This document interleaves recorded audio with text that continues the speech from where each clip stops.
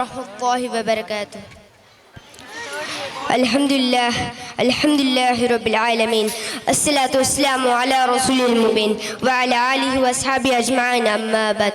قال نبي صلى الله عليه وسلم: تباعدوا ولا تحاسدوا ولا تدابروا وكونوا عباد الله إخوانا. حضرات گرامی قدر، محترم سامعین، مسلمان وہ ہوتا ہے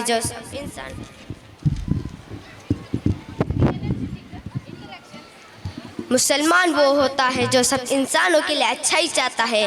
وہ اپنے اوپر دوسروں کو فوقیت دیتا ہے، کسی کو کمتر نہیں سمجھتا، کسی کی نعمت دے کر نہیں جلتا. مسلمان کسی سے حسد نہیں کرتا، وہ حسد کی برائی سے پاک ہوتا ہے، کیونکہ حسد نیکی اور محبت کے خلاف ہے، ایثار و قربانی کے خلاف ہے، ہمدردی اور غم گساری کے خلاف ہے. وہ سمجھتا ہے کہ حسد دراصل خدا کی تقسیم پر اعتراض ہے، لہٰذا یہ ایمان کے بھی خلاف ہے. قرآن مجید میں ہے کہ يحسدون الناس على ما آتاهم الله من فضله. کیا یہ لوگوں سے حسد کرتے ہیں اس فضل پر جو اللہ نے انہیں عطا کیا ہے؟ مطلب یہ ہے کہ تم کون ہوتے ہو خدا پر اعتراض کرنے والے؟ اللہ جسے چاہتا ہے اپنے فضل سے نوازتا ہے. حضرات، حسد کہتے ہیں کسی کی خوشحالی پر جلنا اور اس کی بربادی کی تمنا کرنا.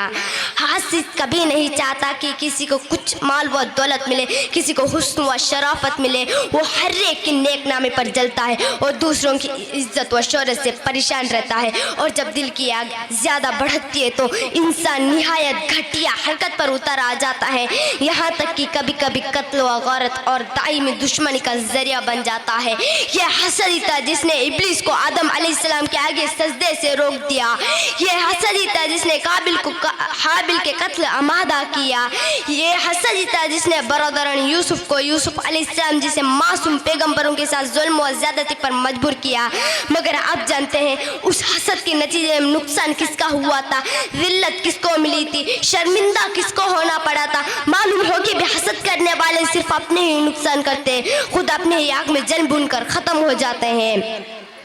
حسد کی برائی سمجھنے کے لیے یہ بات کافی ہے. خود اللہ تعالیٰ نے اپنے نبی صلی اللہ علیہ وسلم کے نے حسد سے پناہ مانگنے کی تعلیم فرمائی ہے.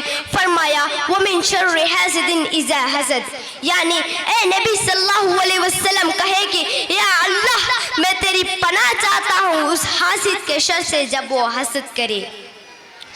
آپ صلی اللہ علیہ وسلم کا ارشاد گرامی ہے کہ ایاکم والحسد فإن الحسد یاکل الحسنۃ کما تاکل النار الحطب.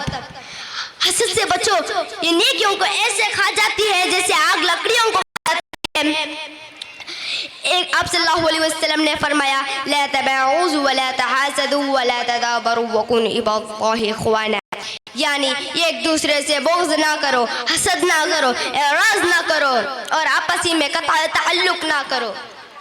اے اللہ کے بندو، بھائی بھائی بن جاؤ.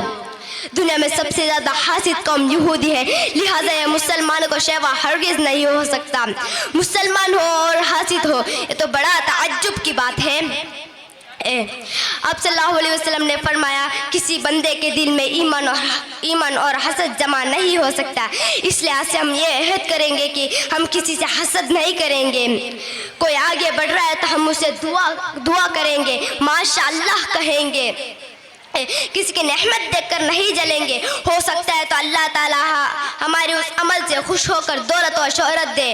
اللہ تعالیٰ ہمیں اس عمل کی توفیق دے. وما علینا الا البلاغ المبین. السلام علیکم ورحمۃ اللہ وبرکاتہ.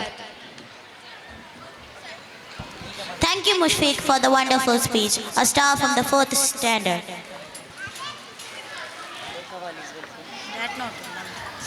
Let's welcome 9th standard seniors on stage for the Qawwali program.